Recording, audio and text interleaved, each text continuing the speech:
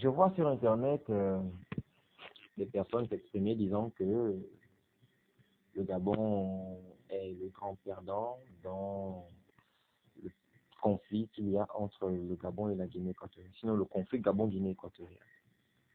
Du point de vue diplomatique et politique, n'est-ce pas? Le Gabon est le grand perdant et que, voilà, au début, aurait vendu le Gabon. Il y a même une personne qui a fait un commentaire sur Facebook disant que au début, c'est un démon, tout ça, parce que voilà. Mais souvent, ce n'est pas bien de réagir aussitôt. Il faut chercher, n'est-ce pas, l'information le plus profond possible. Le plus profondément possible, en fait. Voilà. Parce que la SIGE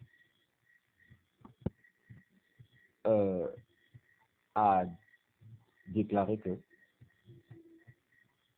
d'après la signature de juin 1900 entre la France et l'Espagne, le Gabon, sinon les territoires de la Guinée équatoriale sont des territoires gabonais, qui sont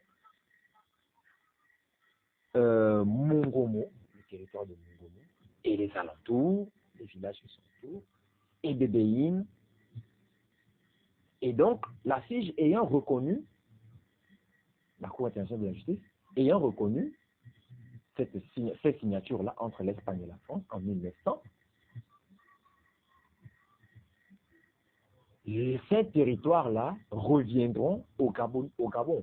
Autrement dit, le Gabon n'a rien perdu là-dedans. Au contraire, le Gabon gagne en superficie, tout en sachant que Mongomo, je pense, est la place natale du président actuel de la Guinée équatoriale. Bon, disons que cette partie-là, sinon ces parties-là reviennent de facto au Gabon.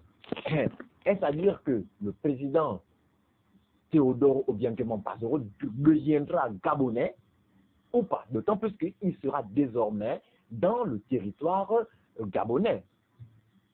Sera-t-il obligé de changer des papiers pour peut-être s'originaliser dans une autre province? Je ne sais pas trop, bref. Mais en devenant des territoires gabonais,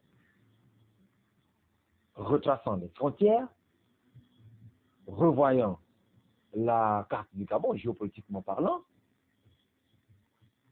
tous les éléments, les êtres vivants de ces espaces-là deviendront, sinon seront désormais reconnus gabonais. Parce que tu ne peux pas être au Gabon et tu dis que tu es en Guinée. Non. Donc, Obiang sera gabonais. Ou encore, d'autant plus que ça a déjà été reconnu par la SIGE. Alors, disons de facto qu'il est déjà gabonais.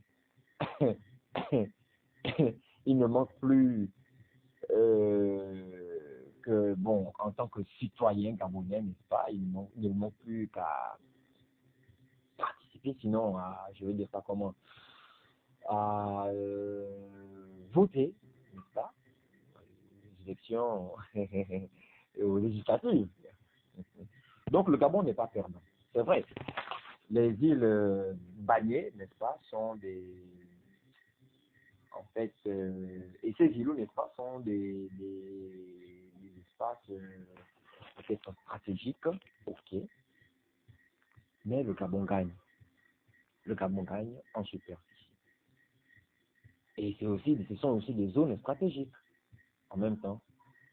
Quoique les infos disent que Bagné serait une zone vraiment très riche, n'est-ce pas, en ressources.